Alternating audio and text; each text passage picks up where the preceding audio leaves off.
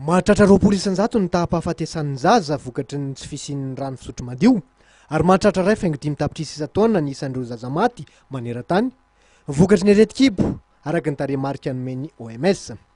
Amin'ny ankapobeny dia vokatry ny cryptosporidie, aretina azo vokatry ny fahalodon'ny rano sotroina no mahatonga ny aretin-kibo mahafaty araka ny nambarany Westergaard izay ao Suisse ny foibeny. Nisy araka izany ireo fanadihadiana natao mba hiadivana amin'ny fitombony izany tahapahafatesan'ny ankizy izany ka namokarana fitaovana ahafahan'izy ireo misotro rano madio. Izy io moa zany araka ny teneny filtre raha hoe te hiditra lalina kokoa ao anatin'ny purificateur d'eau satria tena manadio rano tanteraka mihitsy izy. Ao anatin'izany rano faran'izay maloto zany contaminé amina bactérie, virus na parasite.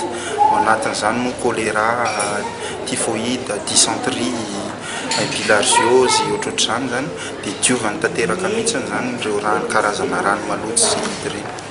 Izy zany manadio tanteraka ny rano 100% virus, 100% bactéries sy 100% parasite.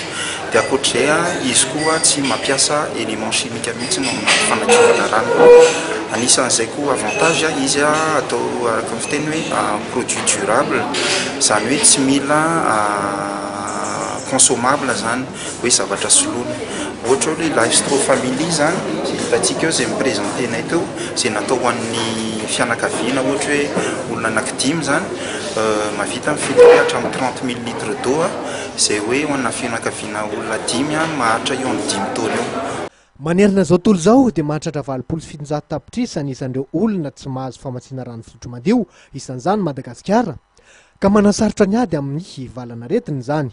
Ho an'ny Westergaard dia nampiasaina ny teknôlôjia moderna mba ahafahana manena ny tahapahafatesana vokatry ny tsy fahazoana rano fisotro madio any amin'ny firenena iharan'izany toy ny any Afrique subsaharienne izay ny 1,7% ny mponina dia tsy mahazo rano fisotro madio avokoa.